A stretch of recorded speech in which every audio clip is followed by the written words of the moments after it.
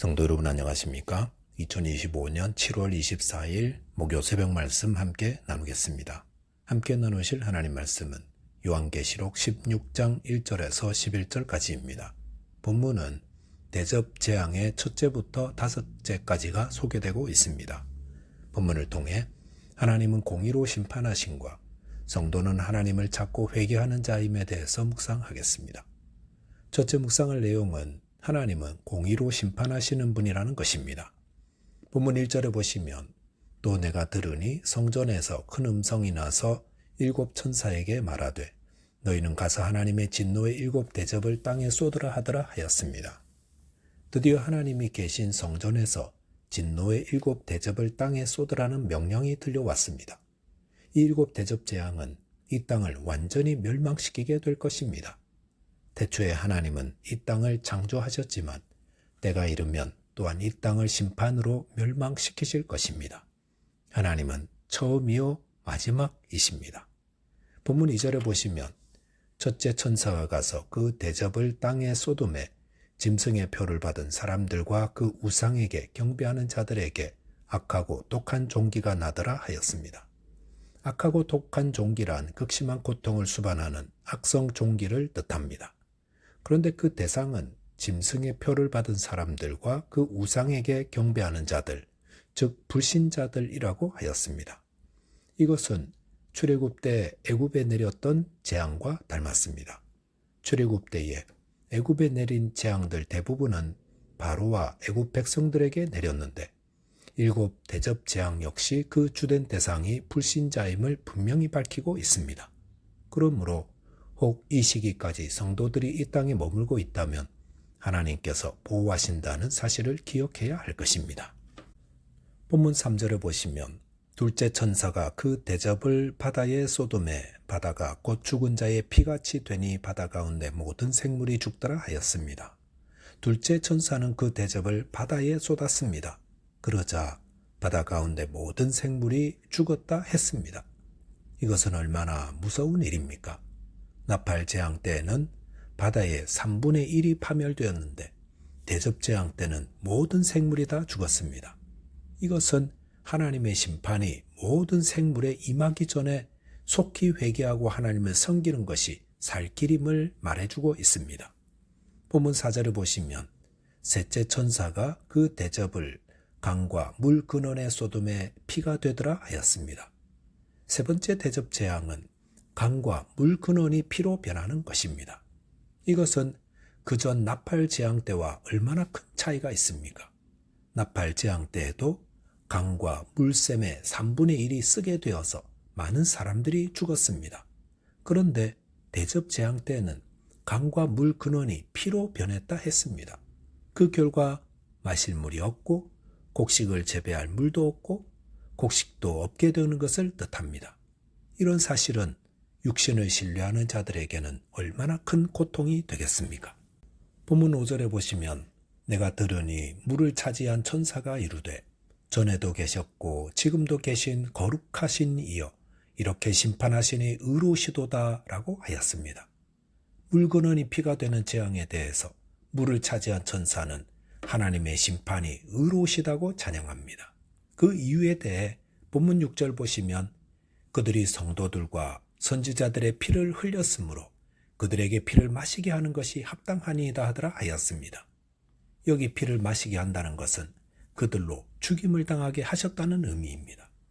악인들이 이런 형벌을 받는 것은 이들이 하나님의 백성들을 불의하게 죽였기 때문입니다.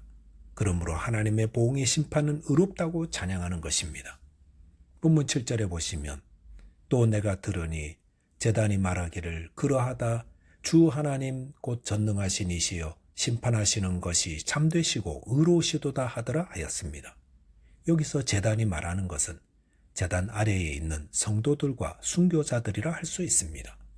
이들은 일찍이 그들의 억울함을 하나님께 아뢰었던 자들입니다. 그리고 그에 따른 심판이 집행되자 하나님의 심판이 참되고 의롭다고 화답하는 것입니다. 하나님은 공의의 하나님이십니다. 그런데 그 공의의 보응은 이 땅에서는 제대로 일어나지 않는 것 같습니다. 하지만 하나님의 마지막 심판 때에는 온전히 성취될 것입니다.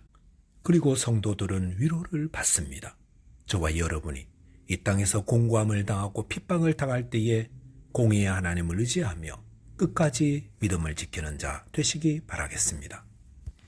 둘째로 묵상할 내용은 성도는 하나님을 찾고 회개하는 자라는 것입니다. 본문 8절 보시면 넷째 천사가 그 대접을 해에 쏟음에 해가 권세를 받아 불로 사람들을 태우니라고 하였습니다. 네 번째 대접 재앙은 해에 대한 것입니다. 해가 재앙을 받자 뜨거워졌고 그 뜨거워진 해에 사람들을 태워 화상을 입혔다 했습니다. 해는 하나님의 일반 은총을 보여주는 가장 상징적인 도구입니다. 하나님은 믿는 자나 불신자를 막론하고 모든 인류에게 해를 통해 빛과 열을 제공해 주십니다. 그런데 이렇게 인류에게 유익을 주는 하나님의 일반 은총의 통로를 하나님은 심판의 도구로도 사용하고 계십니다. 이것은 하나님께서 창조주로서 자신의 뜻대로 모든 만물을 주관하심을 보여줍니다. 여기서 불로 태움을 받은 사람들은 하나님을 대적하는 불신자들을 의미합니다.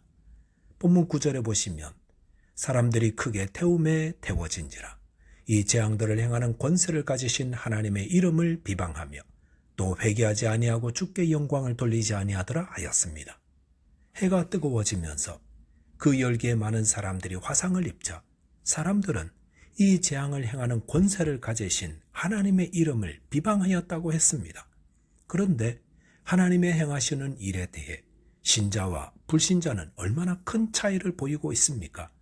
본문 7절에서 제단에 있는 신자들은 하나님이 행하시는 심판을 보며 참되시고 의로우시다라고 하나님을 찬송하고 영광을 돌렸습니다. 하지만 불신자들은 그들에게 임한 재앙으로 인해 하나님의 이름을 비방하며 회개하지 않고 주님께 영광을 돌리지 않았다 했습니다. 이런 차이를 보면 성도들은 하나님의 심판을 어떻게 바라보아야 할지를 배우게 됩니다.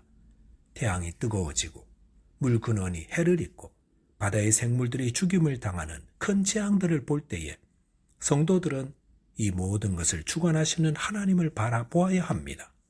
최근 곳곳의 기근과 지진과 홍수의 소식들을 들을 때에 여기에 하나님의 뜻이 있음을 생각해야 합니다. 그리고 나 개인과 우리 가정과 이 교회와 혹 이 땅에 회개할 것이 있다면 회개하고 또한 이 모든 일에 대해 하나님께 영광을 돌려야 합니다. 본문 10절 보시면 또 다섯째 천사가 그 대접을 짐승의 왕좌에 쏟으니 그 나라가 곧 어두워지며 사람들이 아파서 자기 혀를 깨물었다고 했습니다.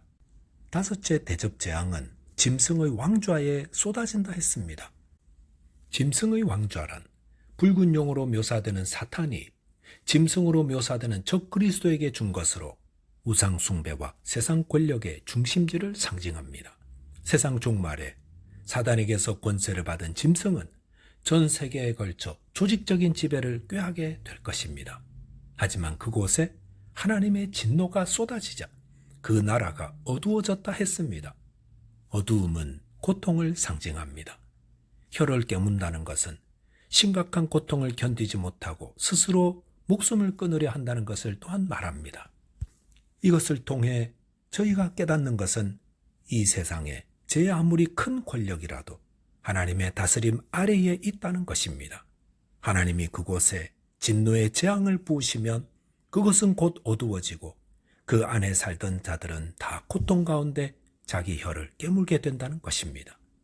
본문 11절 보시면 아픈 것과 종기로 말미암아 하늘의 하나님을 비방하고 그들의 행위를 회개하지 아니하더라 하였습니다. 하나님의 진노의 재앙으로 인해 고통과 아픔이 임하자 불신자들은 어떻게 하고 있습니까? 그들은 하늘의 하나님을 비방하며 자신들이 하나님 믿는 자들을 박해하였던 그 행위들을 회개하지 않는다 했습니다. 하나님의 심판을 받아 멸망받는 자들의 공통점은 무엇입니까? 그것은 하나님을 비방하고 자기들의 행위를 회개하지 않는 것입니다.